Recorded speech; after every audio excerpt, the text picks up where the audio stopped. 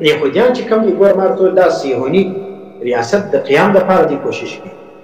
نو بیا چې کوم دي دغه یهودیانو په 1898 کې یو کانفرنس چې کوم دی یا اجلاس وکړي د سویټزرلینډ په ښار کې.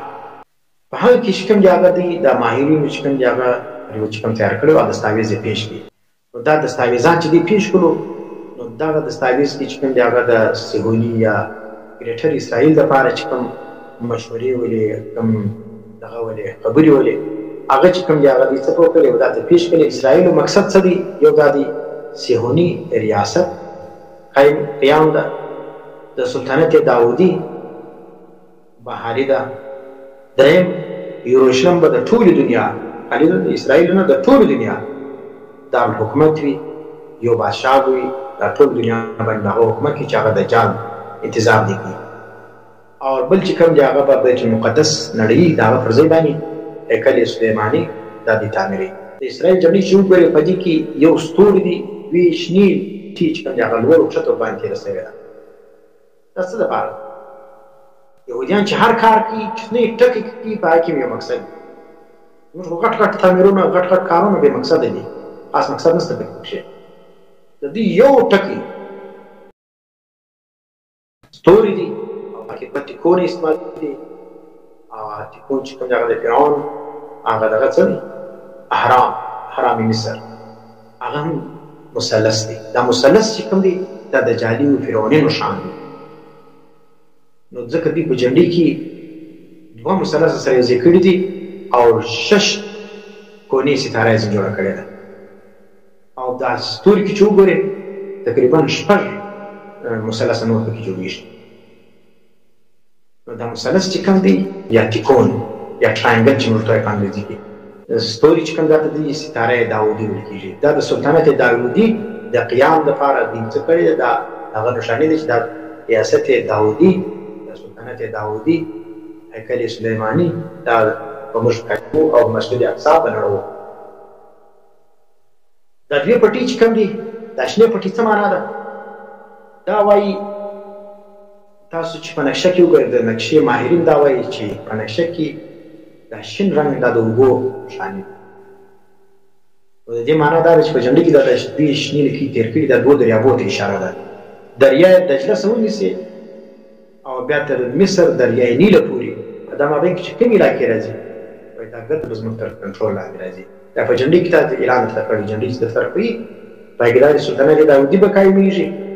مرکز چې کوم یې دارالحکومت به یروشلم وي او د دریای نیل څخه ونیسي بیا تر دریای دجله په دا کې عراق، شام، مصر، لبنان وینې او فلسطین. یهودیانو دا نظریه ده چې دا د فلسطین ځکه په دې باندې چې کوم دي هغه غیر اقوامو چې کوم دي هغه قبضه کړې ده. دا زموږ ځکه وله مسلمانانو قبضه کړې ده او دا زموږ موروثي علاقه ده، معنی دا زموږ میراث ده، د پلار د نیکه علاقه ده. پر دې باندې زموږ پلار نیکه چې کوم دي هغه آباد و بادشاهي یې کړې لکه سلیمان علیه السلام او داود علیه السلام.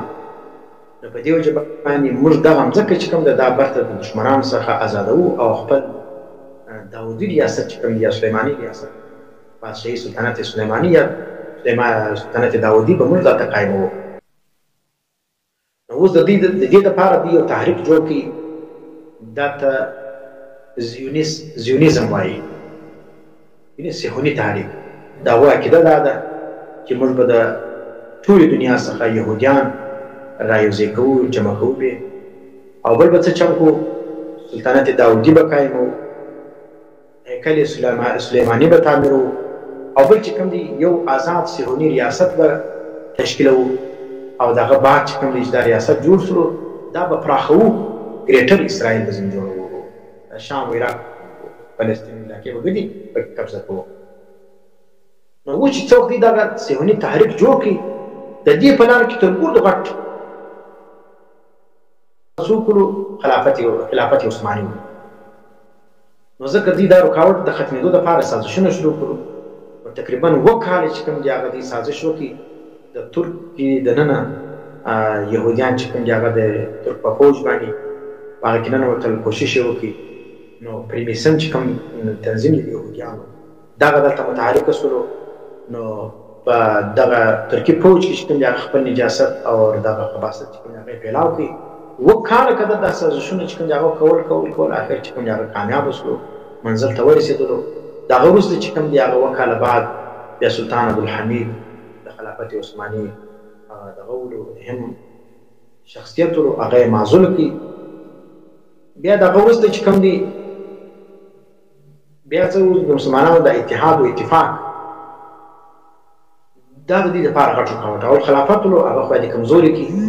د هغه وروسته بیا څه چم وکړي، بیا د مسلمانانو چې کوم دی هغه په اتفاق او په اتحاد باندې ولو د هغه اتحاد او اتفاق چې کوم دی هغه یې خرابوي. په دغه دپاره چې کوم دی د مسلمانانو ممالکو په دغه کې چې کوم دی هغه ناره د قومیت یې پورته کړه. دا د قومیت ناره چې کوم دا ډېره نجسه ناره ده. داسې نه چې دلته نارې شو دي لر او بر. لر او بر ناره چې کوم دا ډېره نجسه ناره ده. زموږ ناره چې ده، زموږ ورونه افغانیان هم زموږ ورونه دي، چې مسلمانان په ایران کې موجود دي هغه هم زموږ ورونه دي، چې مسلمانان په امریکا کې موجود دي دا هم زموږ ورونه دي، چې په روس کې موجود دي، که په چاینا کې موجود دي، که په فلسطین کې موجود دي، که په اسرائیل کې موجود دي، چې هر ځای مسلمان دي دا زموږ ورور دي. موږ مسلمانان یو ملت یو. دا چې اوس راورانېږي لر او بر یو افغان د قومیت ناره ده او د هغه په اړ کې چې کوم دی هغه بیا د پنجاب سره جنګېدل. د پنجاب هم مسلمان دي، ټیک دی هغه به ظلم به کړي، څه ناجایز به کړي، دا رقم ناجایز هر چا کړي دي، لیکن د هغه په بنیاد باندې ته راورانېږي د قومیت په نامه باندې جنګېږي. د قومیت په نامه باندې جنګ دا د اسلام د نظریې خلاف جنګ دی. دا باندې سړی وجنګېږي، خپل ایمان او خپل آخرت خرابوي. نو باید چې مسلمانان د دا نارې څخه ځان وساتي. د هر څوک چې دا ناره کوي چې لر او بر یو افغان، لر او بر یو مسلمان، دا لر او بر نارې چې راغلې نن چې کوم دی هغه موږ سره تقسیم شو. په څه وجه باندې اوس په ټوله دنیا باندې یوه جنډې غواړو، هغه د اسلام جنډې ده. دا بارډرانو دا تقسیمونه دا په اسلام کې نشته. دا فلانی ملک دی، دا فلانی ملک دی، دا فلانی جنډې، دا فلانی جنډې ده. یوه جنډې د اسلام ده، مقدسه ده. هغه یو آیین چې هغه قرآن او سنت دی، او یو بادشاه چې کوم هغه خلیفة المسلمین د ټول دی. دا 1000 باچاهان او 100 باچاهان او 100 وزیر اعظمان دا په اسلام کې نشته. دا اسپارتو د انګریزانو نظام دی، دا د جړ څخه ختمول پکار دی. دا ختم شي نو بیا به اسلام پکې راځي. نو بیا دغه چې کوم دی دغه تغیر ته ویلې چې انګریز چې کوم دی هغه راوړه سوپریمیزم، دا په عربو کې چې کوم دی هغه د نیشنلیزم ناره پورته کړه. نیشنل څه معنا؟ قوم پرستي ناره یې پورته کړه.